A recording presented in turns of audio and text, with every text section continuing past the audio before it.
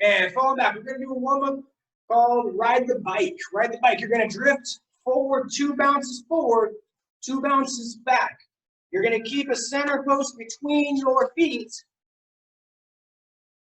All right, so if you were doing this as a strategy in sparring, 2 forward, 2 back, 2 forward, 2 back, but they're little bit. So you can start to drift forward, start to drift back, start to drift forward, start to drift back. So you can kind of sneak up on somebody or sneak away and change your angle. It looks like you're doing the same thing, but you're doing 2 bounces forward, 2 bounces back. 2 little forward, 2 little back. And you can make them a little bigger, a little smaller on the way back, a little bigger on the way forward, a little smaller on the way back. You're disguising the movement. So this is something that is called ride the bike, because if you want to employ this strategy of the little bounce forward, little bounce back, you got to be bouncing the whole time. So you got to condition yourself to do this for a whole match. Now that match could be 2 minutes, 3 minutes, 5 minutes, but you got to be doing it the whole time. So it's called ride the bike because you want to be able to do this all day. Right? If you go on a bike ride, you can do it all day when you're good and relaxed on your bike. All right, stomping out. Next thing we're going to do is superhero landing. All right, so this is sort of a modified tuck jump or punch jump. What we're going to do is you're going to go up, and then you're going to land. You're going to go up, and then you're going to land. Right? So you're going to be launching, right? Getting your feet back together. So landing, right? Protect yourself on the landing. This is really fun, but let's do it really good. So you're going to start with that foot in the back. You're going to launch yourself as high as you can, and then you're going to land. So it's 2 parts. You're going to fly to save your people, and then you're going to land when it's time to get there. All right, so here we go. 30 seconds. Superhero landings. Superhero flying away. All together, 1 move. All right, let's see everybody go. So going up and land. Going up and land. Going up and land. Going up, land. Going up, land. Going up, land. And switch feet now, other side. Go. Going up, land. Going up, land. Going up and land. 3 more. 2, 1. And down. All right. Those are way too much fun. So now what we're going to do is a version of a gorilla. Rolling gorilla. So if you have a nice surface like the mats Brian's rocking or some grass, or you're inside on the carpet, this will be fine. If you're on pavement outside, well, you're going to learn something else. All right, so this is, you're going to be on your feet to start with if you need to, because this is about momentum and controlling that momentum. So you're going to roll back all the way up to your feet, hands down, keep your feet out from behind you, back in, roll out, and repeat. I'm going to do it at this angle so you guys can see that. We're going to go for 10. All right, we're going to do 10, and then we'll see how much time we have left. Might do 10 more. So you're going to roll back, all the way to your feet, hands down, keep your feet up, and back. 1. Roll back, knuckles down, keep the feet up. 2. Roll back, hands forward, kick it out. 3. Roll back, kick it out forward, and again. Down, back, dropping it in, down, back. We're going to go 3 more. Down, back. 2 more. Down, back.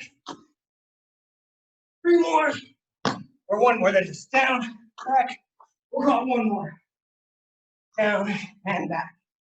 All right, if those are difficult or fun, work to get better at them, be more fluid. It's about momentum and control. The next part is a cousin to a push-up, not a push-up. You guys are going to do about, 30 seconds worth. I want you guys to really focus on technique. So you're going to look like you're going to do a push-up. But then you're going to drop back. Now, when you drop back, your knees are not on the floor. Your knees are about that far off the floor. getting your hips behind your feet. Your hips behind your knees, and you're stretching out your arms. Push up. Looks like a push up. Drop back, like you're gonna jump. Then you're gonna go forward as far as you can, and then back again. So it looks like you're about to explode. Your hands and feet don't actually move. All right, so here we go. We're gonna do 30 seconds of all this. There's a couple of different movements you can do. We're only doing 2 parts of this one, the back and the forward. Okay. So this is a range flow, a range of motion of your shoulders, hips, and knees, and your ankles, and your wrists, going back and forth. Okay. So see, everybody's already got, some of you are already doing it. Let's start the timer now, do 30 seconds of solid movement. Again, this isn't supposed to be real strenuous, this is active stretching. But if it feels really hard, then practice them more often.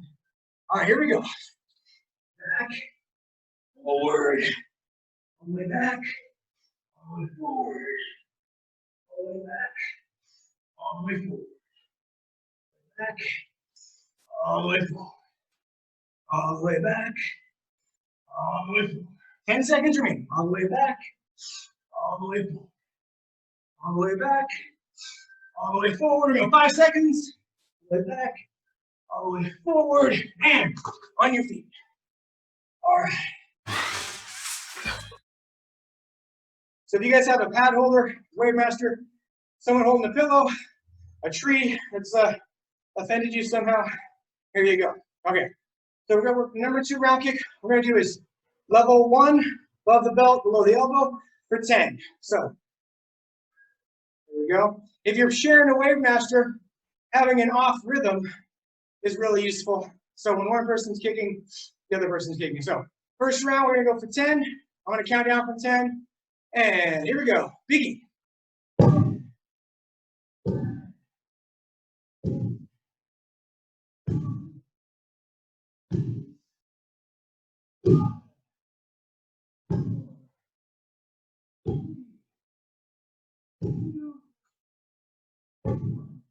Other side, again, level 1.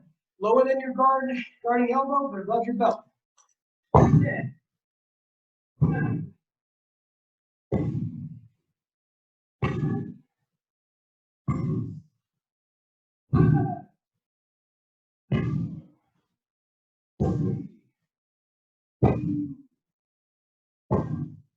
All right, we're gonna go level 2 on the next one. Make sure you're keeping your guard up. A lot of times people focus on their kick, and their hands start to get lower.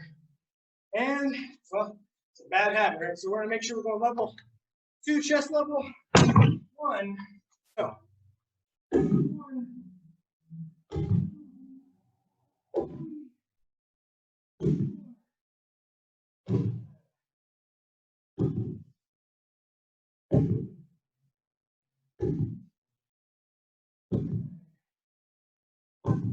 Level 2, other side. 10.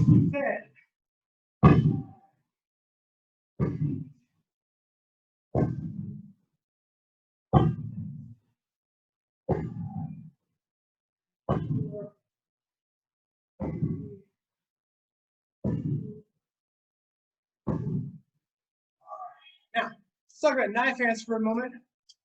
When we strike with a knife hand, in a form especially, it's coming from up here. So, palm should be facing you. So, inherently, John Cena would be naturally good at knife hands, right? So we're going to have the other hand comes back and across. Now, if you're doing a knife hand to your other hand, they're going to meet at a little bit of an angle. The reason for that is the meat on the hand protects the bone at a little bit of an angle. Straight out, if you throw your knife hand straight like the line on the wall, you're going to push the meat off the bone, and you're going to minimize the number of times you could do that in a day and break a board and not have it hurt. Ultimately, this is much stronger than this. This is bone on bone. This is the meat, muscle, and fat right there that makes a hammer fist and a knife hand strike so strong. So let's utilize that when we strike our targets. Okay. So we didn't get to level 3 kicks yet, because we're going to do that with our knife hand. So we're going to do number 2 round kick. Make sure the knee touches your foot where to go. Execute, land, and your knife hand strike. Okay. So we're going to do 10 level 3 round kicks, executing your knife hand strike. Okay.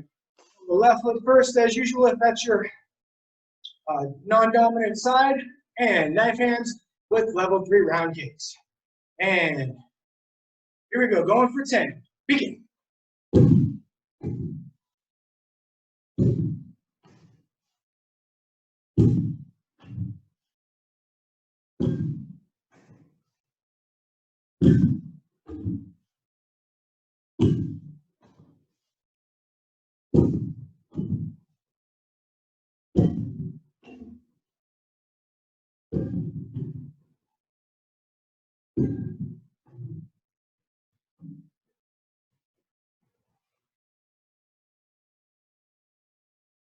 All right, when you're ready, we're going to do the other side for 10. You ready? Still getting that time delay. Here we go. And begin.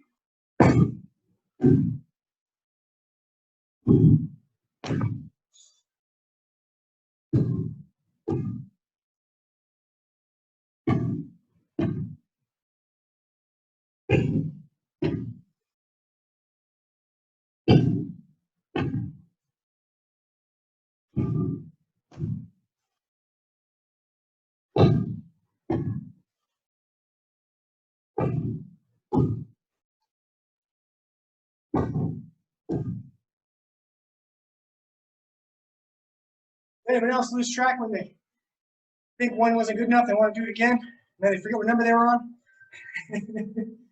Whew. Yeah, right? Chamber the hook kick like a side kick.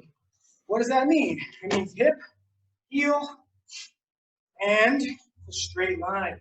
So if I chamber a side kick, my knees, my hip, and my heel become the first thing going that direction on my body. Everything is behind my heel. Everything is behind my heel. When I reach out and bring it across, everything was behind my heel. So this way, you're going to see this yellow line is where the heel and the knee end up. So we're going straight out with the side kick chamber. Straight out. When I execute the hook kick, boom, my knee needs to be on this line afterwards. Right? So we're throwing that hook kick. Ready, number 3 hook kicks. We're going to step up. That means our heel is going the same way on that foot, but this foot is going to chamber. So both your heels are pointing the same way. Then you do the kick, right? So we're doing that. Hey, Rylan, I hope you're not disrupting Jason's learning right now. Okay, so we're going to step up. The heel comes out, pointing that way. I chamber, my heel pointing that way. I execute. My heel gets there first. My knee comes across, and I return. Okay, so as we do these reps, green belts, purple belts, and blue belts, this is your main thing is to get good at hook kicks right now. The rest of the form, you kind of know all those parts. You know, the elbows and knees are new, but they've been in combos before. So you guys really have the newest thing is your hook kick, so let's put the most work into that. Okay. So when we think about how we use our hook kick in a combination of number 3 hook kick that's fed by a number 2 round kick, make sure your intent is your intent where that kick is going. I have the yellow and blue lines on the walls here on purpose to make sure everybody's trying to get your kicks above that. Okay. So we're going to throw that number 2 round kick. Should be up high, one side of the head, step, step. The hook kick comes across the other side. You're in a front stance at the end. Right.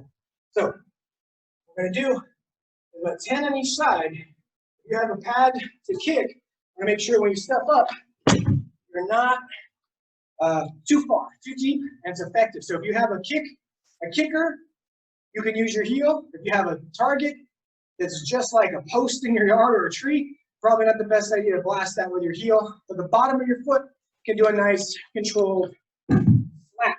All right. So I want you guys to think about what you're aiming for. So every time we do this number 3 hook kick, I want you to plan for it to hit a different level.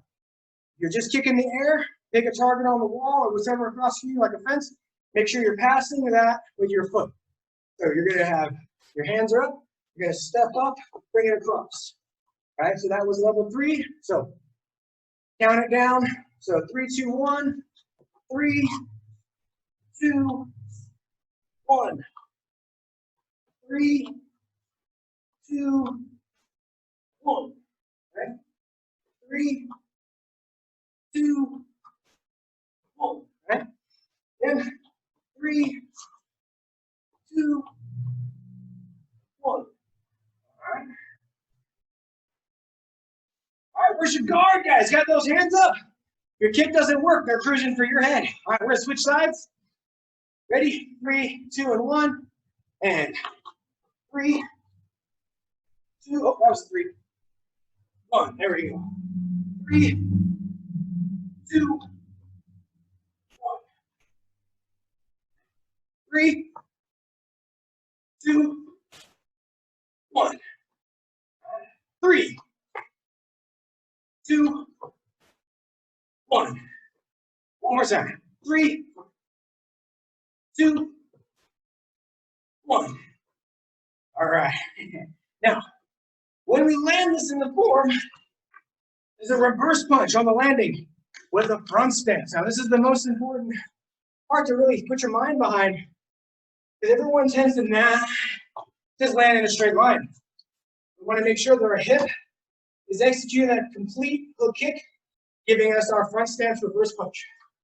Your hook kick feeds the proper stance for your form, okay? Everybody, what's the most fun board break? I can't hear your answers, but I'm sure you're all saying flying side kick. Flying side kick is a number 2 side kick. And you jump. You don't really fly. I'm not ruining anybody's day. You're not really gonna fly. All right, so what we want to make sure we're doing on that flying side kick, and all of you are gonna get to that flying side kick as a board breaking option. And that might be your black belt test, that might be your second degree test, jumping over bodies after your second degree test, jumping over 3 or 4 people if you get too higher belt up there. That's the fun part, getting the volunteers. So we're gonna make sure our number 2 side kick is working, so our flying side kick is just powerful and breaks boards without effort. Because the side kick is so powerful, it should look easy when you're doing it well. But you have to practice to make it look easy.